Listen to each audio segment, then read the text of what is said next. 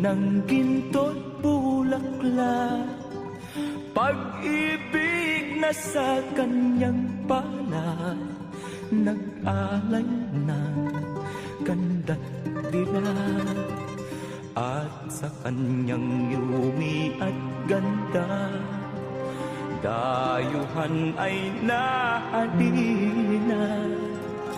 Bayan ko, binihag ka, nasadlak sa dusa.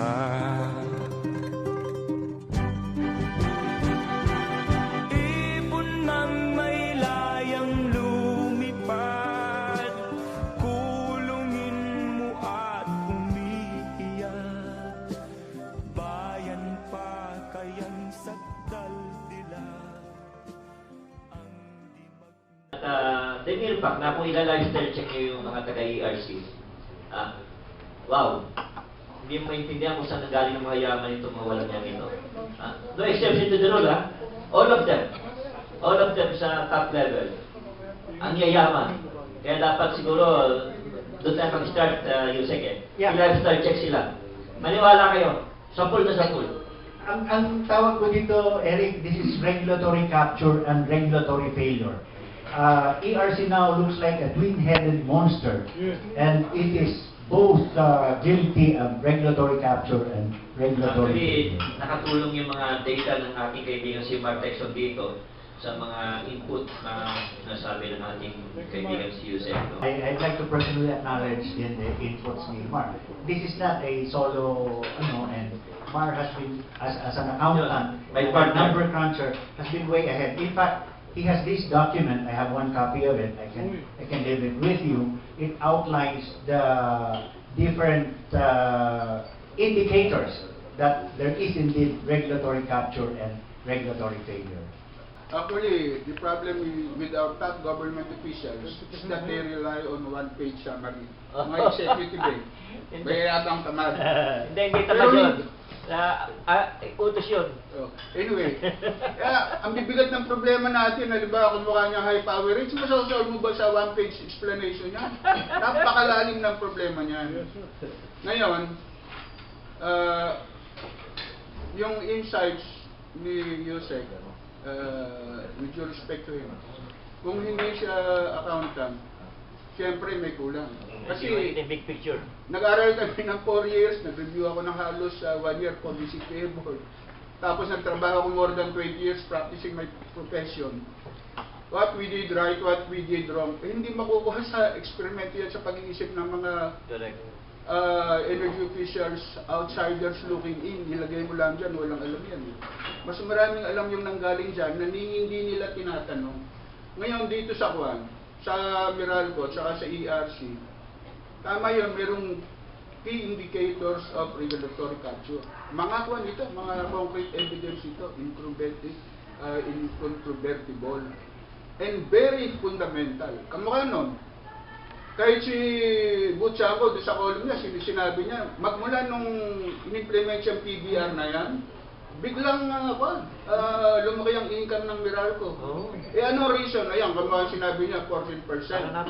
Actually, ang Supreme Court ruling, return on investment ang sinabi. Hindi return on rate base.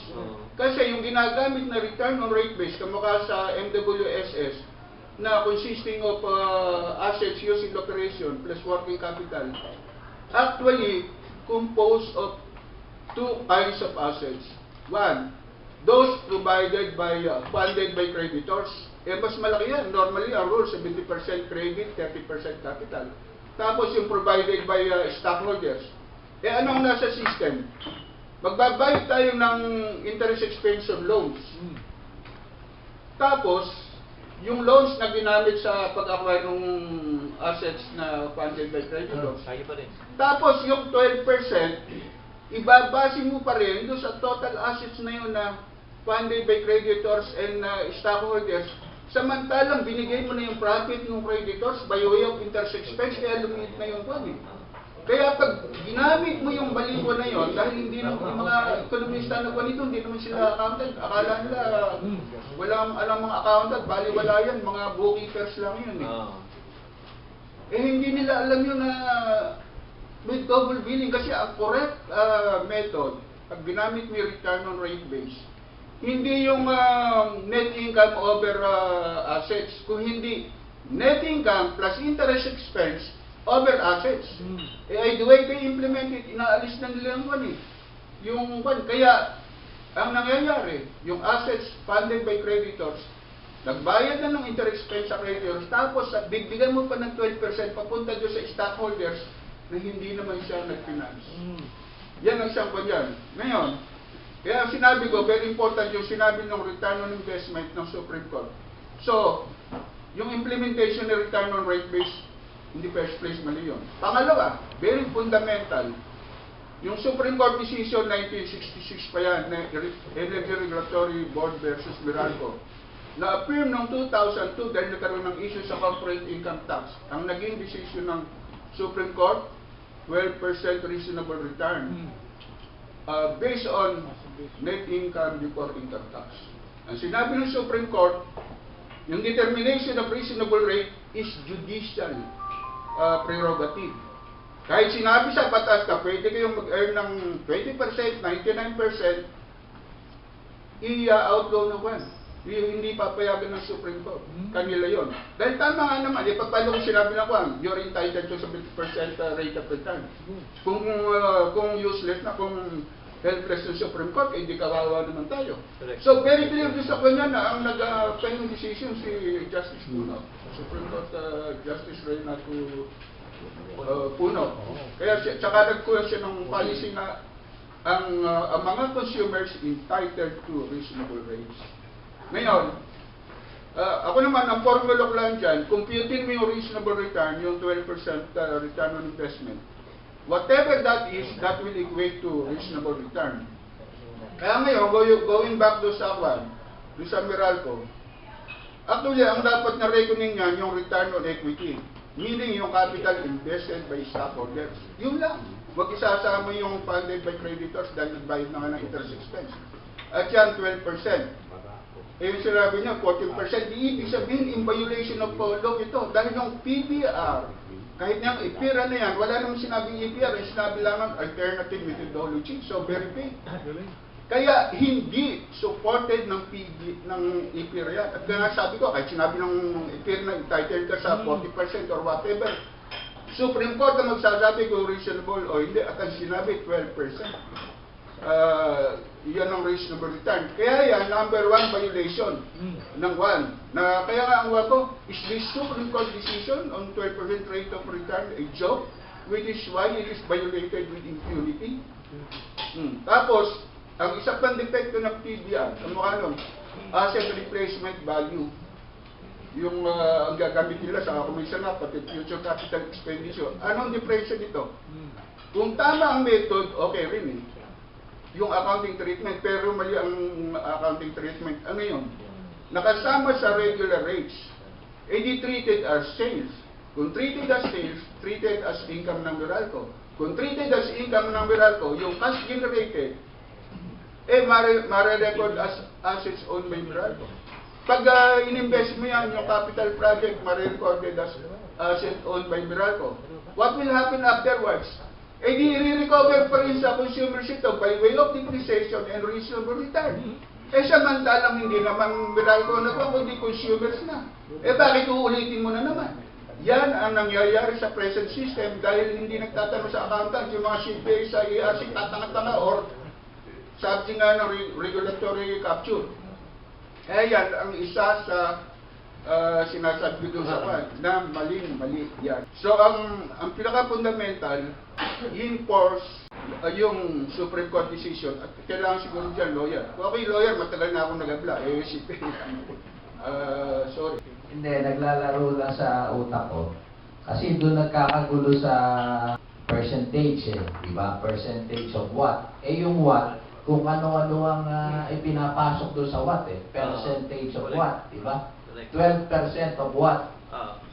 Ngayon, tanong sa accountant, pwede ba tayong gumawa ng matrix para sa halip na percentage na, Kunwari, sasabihin natin sa Korte Suprema, kunwari, ang inilagay din ng kapital 100 billion. Ang reasonable return sa kanila, hindi na percentage ang i-ask natin sa Supreme Court. Eto na, actual figures na, 1 billion. Ganun na usapan. Pwede ba tayong gumawa ng matrix na gano'n para hindi tayo natatalo sa mambo-jumbo sa...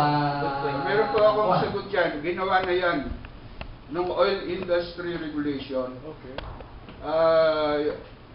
Ang technocrat noon, Orlando L. Galang, Director ng Bureau of Energy, Bureau of Economics, chemical engineer siya, Texas A&M University, at kasama namin sa PNOC. Naging boss ko siya afterwards. Actually, ang una kong boss, Wharton Kaya sa corporate planning, naging head ako ng corporate planning, siya ang naging boss. Kaya, kumbaga sa akin, yung total future approach at saka mga analysis, I work with the masters, so to speak. Ngayon, sa oil industry regulation, ino-compute yung maximum profit rate per liter of gasoline, per liter of diesel, per liter pero, etc. Hindi percent return ang ginamit. Ngayon, at that time, kung gagamitin yung percent return, siyempre sasabihin 12%. Ang ginamit doon na minimum peso profit per liter na allowable, rock bottom. Kaya pag kinuha mo ang rate of return, way below 12%. Ngayon, okay lang sa mga oil companies dahil mainly foreign oil companies ito, petrol lang Pilipino kaya kahit ang petrol na nag-jeopardize, hindi ulit petrol employee kami papunta kami na. After the benefit of the nation, ganun ang ginawa namin na pag translate mo sa rate of return yung percent, mababa, hingi sila. Dahil ang oil companies naman, foreign oil companies, part ng integrated international operations nila ng Philippines, kumikita sila sa crude oil. So, yun ang kwan doon. Okay, tatanggapin ako. Kaya wala namang umangal doon Minsan lang, umangal lang oil companies, yung president ng Caltex, Tim Wallace, dahil wala pang price increase. Nung araw, ano sabi niya? Pinaalam sa Malacanang. Merong crude oil shipment to the Philippines, pero pag wala pang price increase, da-divert namin sa ibang lugar na price increase. Ngayon, kaya, ang isa pang reason, pag bago situation, mayroong new cost increase, di every time na gano'n, magre-recompute na naman. Kaya, rate of return lang ang cost expedient. At saka, kahit 2% rate of return lang, okay na yun. Dahil yan, basta na-determine yung percent of return, based on that, malalaman mo na kung ano yung kwan. Kung ano yung dapat na rate per kilowatt hour. Mayroon talagang actual na case. PBR din ang ginagamit. This is in Alberta, Canada. Ang ginawa ko ng Alberta, Canada, ang in-apply na rate, 8.4% at in-apply sa equity. Ginawang return on equity at 8.4%. Ito pong 12% is a maximum that was set in the public service law. Sa public service law ho yan, yung 12%, and it's a maximum. So if a company can survive below the maximum, and obviously it's going to run into billions, even if 8.4% yan or 8%, then dapat sufficient na yun. Kaya lang, it is addressed to the judgment of the regulator. And when we have a case of regulatory capture and regulatory failure, then we're in trouble. We're in trouble. Tama ho yun, yung return on equity. Kaya nga, pinpoint out ko, ang sinabi sa Supreme Court decision, return on investment. Kaya pwedeng interpret ng tama. Saka ang isa pa ho, actually, ang reason kung bakit ang Pilipinas, very high ang power rate, very high ang water rate, very high ang toll rates, very high ang telecom rates, there is one common root or denominator kung bakit ganito. Ito yung hindi sa atin sinasabi ng mga economists. Wala tayong enforcement of rate of return limit. Pansinin ninyo, alam ba ng gobyerno natin kung anong kita ng mga oil companies, kung anong kita ng mga telecom industries? Hindi sinasabi sa atin. Ang Maynila, alam niyo ba kung anong rate of return niya? 2008, 247%. Kasi kaaalaw ng rate increase ng judge na nag-rehabilitate, yung judge wala namang alam sa rate setting, basta nagbigay siya kung ano yung hiningi, sobra-sobra. Kaya 247%, sumunod 147%, sumunod 80%. Ang latest na kinumpute ko, 37%, is still way above 12%. At kung i-apply yung nasa MWSS charter na return on rate base na kasama yung assets funded by creditors, kailangan 444% return on equity bago ma-exceed yung 12% doon sa maling formula. Kaya yun ang kailangan natin. Yung strict enforcement ng rate of return limit sa public service. Ito yung sa captive markets imbued with public interest, yung thousands of ordinary goods and services, wala akong pakialam dyan.